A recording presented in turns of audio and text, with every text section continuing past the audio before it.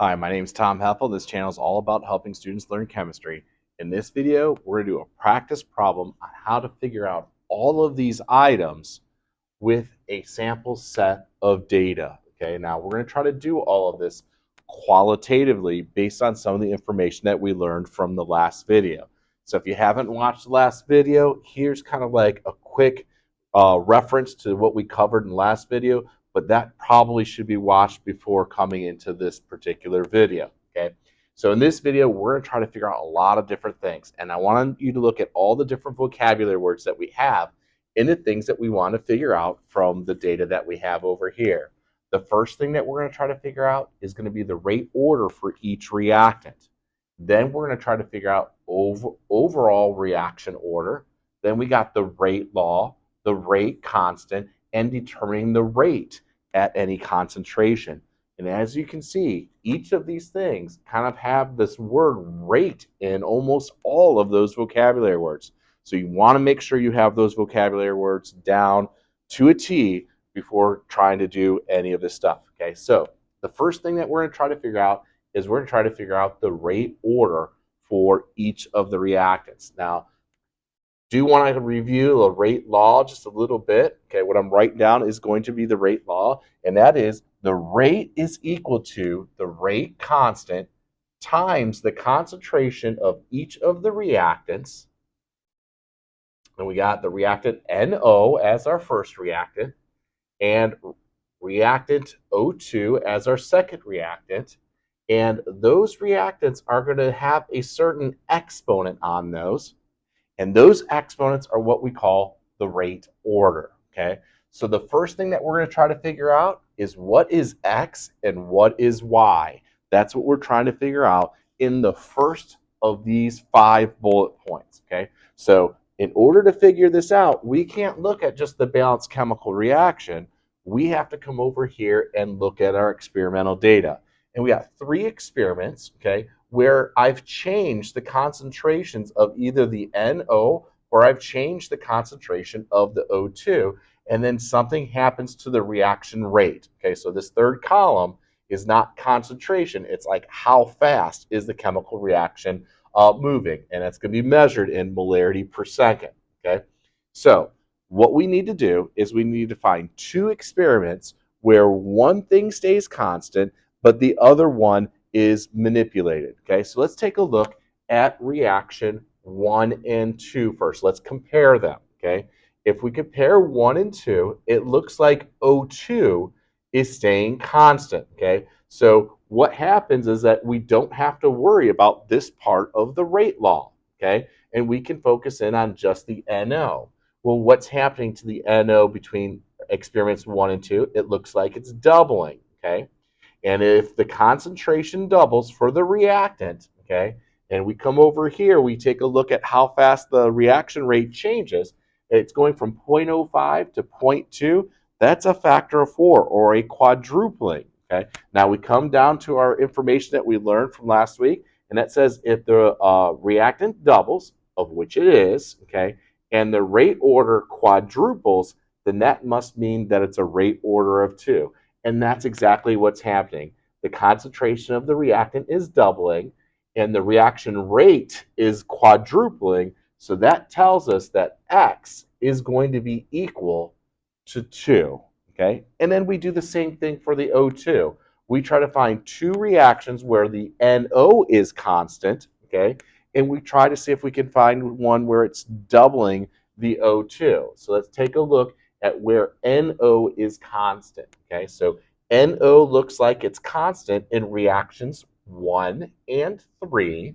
So we're going to compare those. So if these stay constant, we don't have to worry about this portion of the rate law. Even though we already know that it's equal to 2, we don't have to pay attention to it right now. And let's see what happens to O2. Look, it's doubling as well.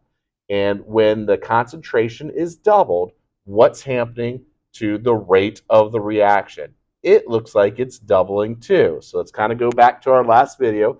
If the reactant doubles, okay, of which it is, okay, and the rate order is going to be 1 if the reaction rate doubles. So since this doubles, it tells us that the rate order on that particular reactant is going to be a 1. Okay, so that's how you figure out the rate order for each reactant. So step 1, okay, complete. Okay, to determine the overall reaction order, all that is a sum of the rate orders. So all we're going to do is we're going to sum up all the rate orders, 2 plus 1.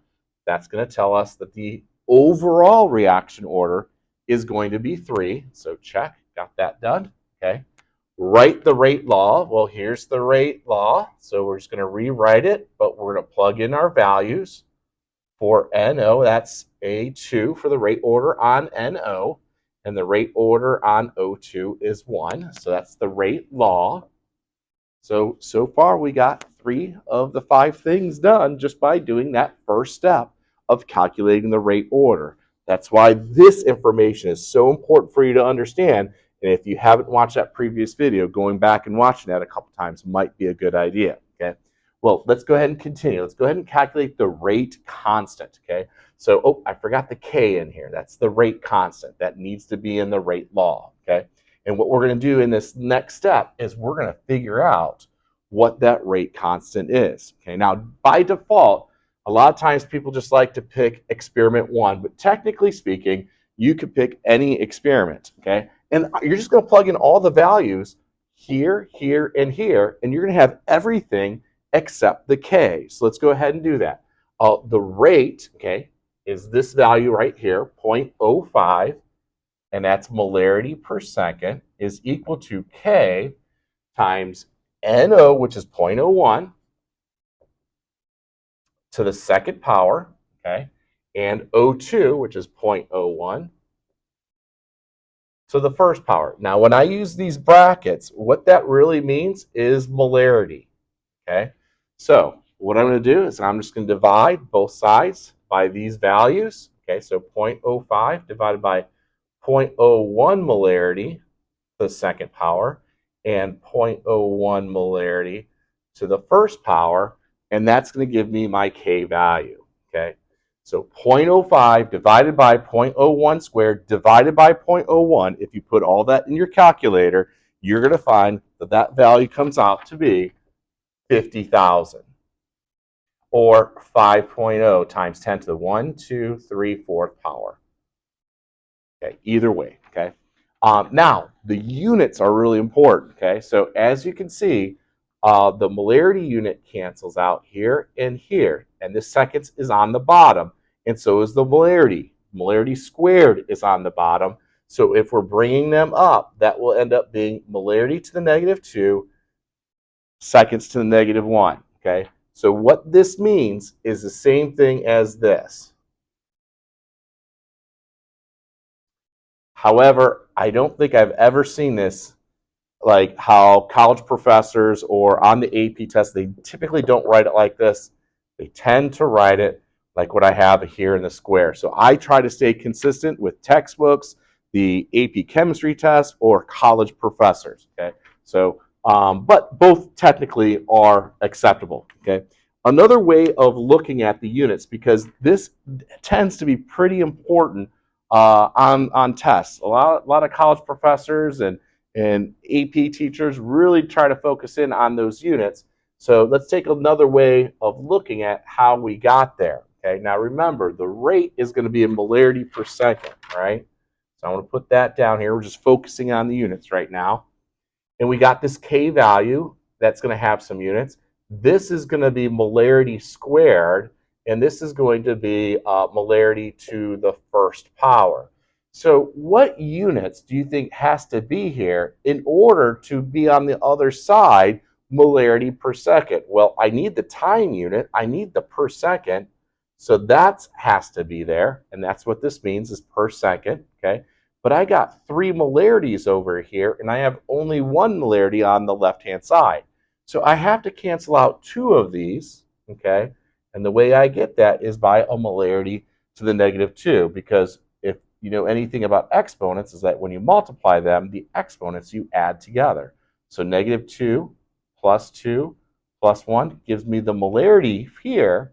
and then this per second is this per second on this side. So I hope that helps, okay? So depending on the order of your rate law will depend on the units that you're going to get for your rate constant. And that's really, really important for you to understand, okay? So this comes out to be 50,000 molarity to the -2 seconds to the -1. I've calculated my rate constant, okay?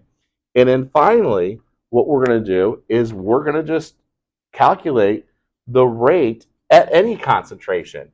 In my experiments, everything's 0.01 or 0.02, okay? Well, what if I want to do something where the concentrations of the chemical reaction were different? Well, now that I have my rate law, okay, I can calculate the rate at any concentration.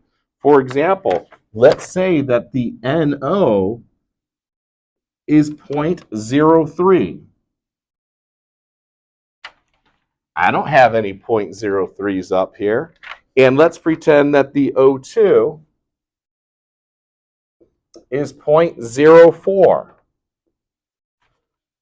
I don't got any 0.04 over here, but what I do have is I have the rate law, and I know the value for the rate constant. It's equal to 50,000, okay?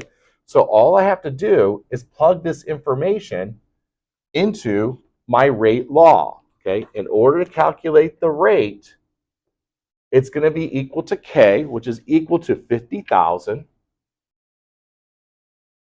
molarity to the -2 seconds to the -1 times the NO, which is 0.03, and that's going to be to the second order because that's the rate order. O2 at 0.04 molarity. So the first power, all I have to do is multiply these three out, and I will get my rate at any concentration. In this case, it's the concentration of 0.03 and 0.04 respectively. And if this works out, it's going to work out to 1.8 molarity per second is going to be the formation of NO2 under these circumstances. So my final check mark, I can determine the rate of reaction, okay, at any concentration of the reactants after I have calculated my rate law and I know what my rate constant is. So once again, there's a lot of vocabulary with kinetics. Rate order, overall reaction order, rate law, rate constant, and this rate is an instantaneous rate. In the rate law, there's just so many times you hear this word rate, and you have to be able to differentiate between those vocabulary words. And if you do, you're going to be super successful in kinetics. And if you found any of this content helpful for you, please give it a like and subscribe and pass that information on by leaving a comment. When you do that, it pushes this information to other students that are interested in learning chemistry.